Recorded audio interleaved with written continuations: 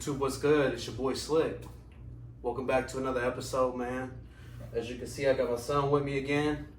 And time has passed. There's been a lot of time that has went on. You feel me? The last time you seen this build, it was like a year ago, I want to say. A year ago and some change. There's been a lot of broken promises with this build. A lot of things didn't go the way as planned, you know. Just time and consistency with this build has not really played a big part with it. Well, today we're here to talk about it. We're here to really talk about what has happened. Why is it at a standstill? Why am I not posting up videos, getting them out like I should be? We're here to talk about that today. Lo and behold, man, this is my build 2Smooth. If you're just tuning in, if you've been a loyal supporter, I appreciate you, man. Really appreciate all the people that have still been here. You know, I don't have as much subscribers as I'd like, and that's fine. I'm not here for subscribes. I was here to share my life, here to share my builds. And ain't nothing easy, you feel me? But appreciate for everybody been supporting me, man, for the most part. And I'm hoping this year in 2024, we have a lot more things, you know, a lot more to come forward. I got a lot of things on this build that is going to be amazing. There's a lot of shit that people ain't doing with this type of truck. Everybody stays neutral, I see, for the past years that I've seen with these type of trucks. So the Kia Sportage is done. I never did get to give nobody a walkthrough of that, you know. I was trying to, but the Kia Sportage got done. Shout out to my homie Brandon, and shout out to Adam for helping me get in contact with Brandon. Brandon was a certified mechanic, so he came through, laid out all the rest of the wiring harness, got it to plug and play. But a real reason why this truck is not on the road and still not running till this day is I did a standalone ECU harness with this build. I didn't do the factory harness that goes to the Kia Sportage, and it really put me in a bind. I never realized how hard it was going to be to find somebody to tune a Mega Squirt. So I'm going on 8 months. Yeah, you heard it, 8 months. I've been looking for a tuner. And I've had a lot of people say they were gonna do something and they just don't pull through. It's like money don't make people shake no more. Nobody knows what hustle is. It's very weird because I'm throwing money and nobody's grabbing it. I don't know, that's just not me. I've never had somebody throw me free money, especially when I have the knowledge to make it happen, you know? If I have the knowledge and you're throwing me cash after I've already told you I do it for free, I'm gonna take your money. That's just me. But this build can't go any further until I find a tuner. So it's really been at a standstill. I've looked around Oklahoma. I've hit up all the racing pages. I've hit up all the tuner pages. The closest person I've got, I'm not gonna mention no names, is I've got a tuner out of Yukon. He tried to charge me about $1,500 to put it on his dyno and even look at it. I think the less he said was $1,000. He would look at my truck, and I told him, I said, it's not a race truck. I'm basically just needing a point A from point B and a reliable source daily truck, you know? Something that'll be fuel efficient, give me 35 miles to the gallon like this truck should get. But I haven't had any more takers to tuning the truck, and I'll let this truck sit. And you heard it here first. I'll let this truck sit before I pay $1,500 for anybody to touch it. That's literally the cost of the engine. And right now, I really haven't done the math on how much the swap has costed me, but it's been a lot of nonsense, and if I had to do it all over again, I probably would have did an LS swap. All my homies, they slapped me in the face with that reality, and that shit hurts. It's like, fuck, yeah, I know. But if I was gonna LS swap this truck, I should have LS swapped the 64 Impala first, you feel me? So I'm really at a halt with this build, and I've got a lot of money that you haven't even seen me put into yet. Like, I've got a lot of money sitting. I've got a lot of key items that finish this truck. Like this. Like this, for instance. iPad Dash, you feel me? This is made by Soundman Enterprises. This is gonna be a first. I don't never get to see this. This will be an in-dash iPad. There goes the iPad for it. I've got everything for it to put it in. I'll be doing that myself. That was a video that I was gonna be doing for y'all. But it's like I can't have no breakthroughs with this truck, man. I've been at a very halt standstill. This video right here will be coming out pretty soon. I'll show you how to do an in-dash iPad. The reason why we're doing this is because I'll be running a factory head unit also, a single DIN. But I don't know if I ever mentioned or explained to y'all that this truck is getting a 6th order. You know, that is base.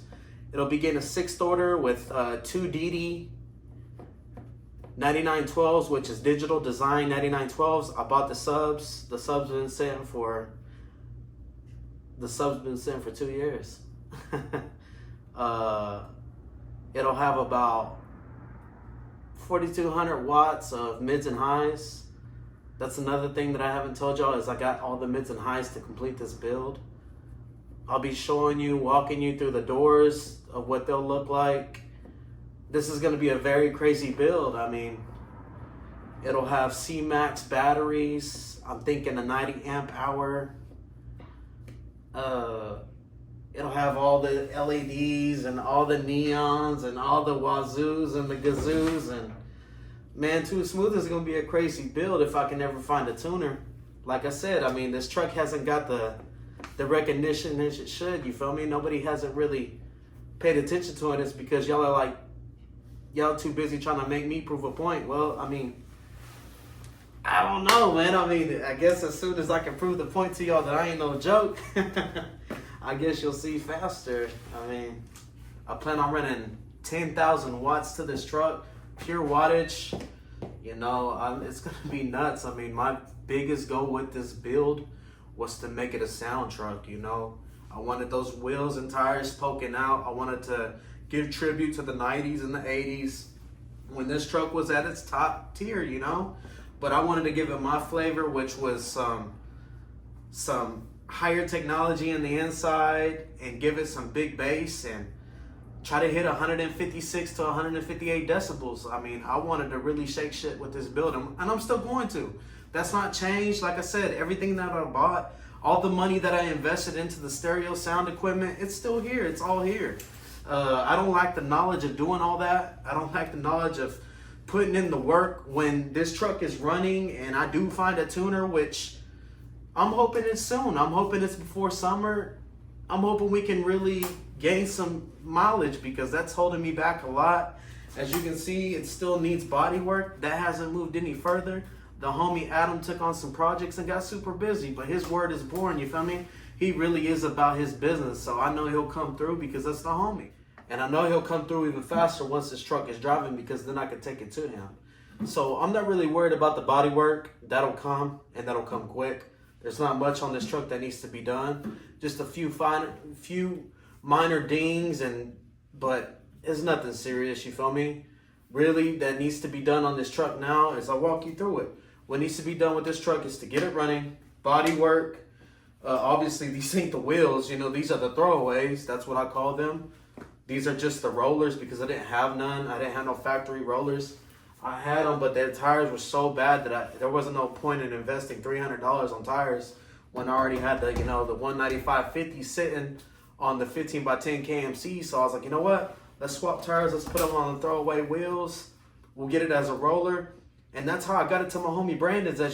As you could tell through the last video that I just posted, was that truck was getting loaded to go get tuned, or to go get the rest of the harness done, to get it wired up. Sorry, man, I'm stuttering so much. It's so fucking cold in this garage. It's cold. We're in January. There's about to be an ice storm also, so I'm cold. But either way, we're gonna push through it. Haven't been noticing though, I've got the main key item to this build. The one thing that makes this recipe, you know, a cake, you feel me? I've got the camper shell. I got the Sprint camper shell, single window, full face window, whatever you want to call it, man. That took me some time to find. It took me 3 years to find that, the Sprint camper shell. I was so happy when I found that. It comes all the way from Denton, Texas. Shout out to the homie Chris, you feel me? Shout out to him for hooking me up. I can't thank him enough for that hookup. I bought that for a steal of a deal, but even though it was a steal of a deal, it needs a lot of work.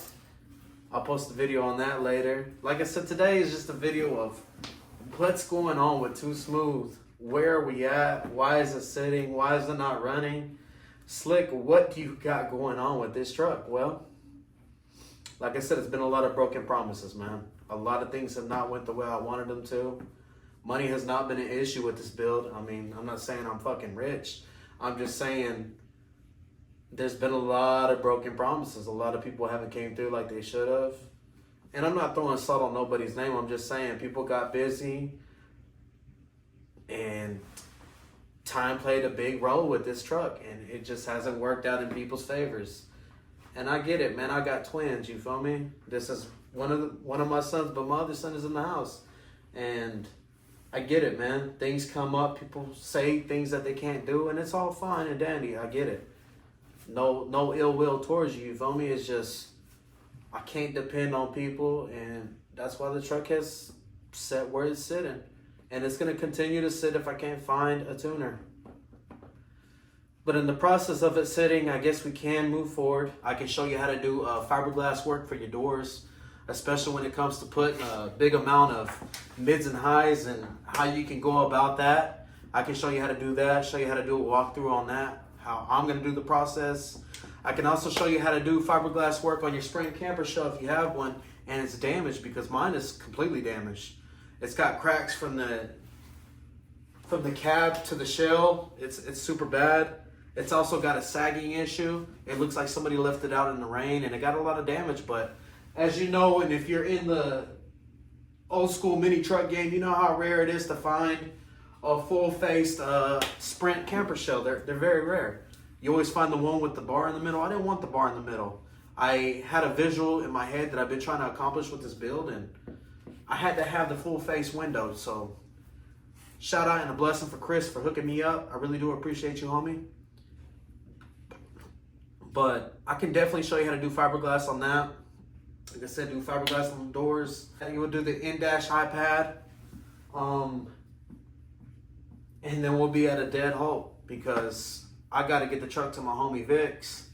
If you can remember Vic's garage, I got to get the truck to my homie's Vic's so we can figure out this 6th order game plan, because like I said, it's going to be a serious one. Full blow through the truck.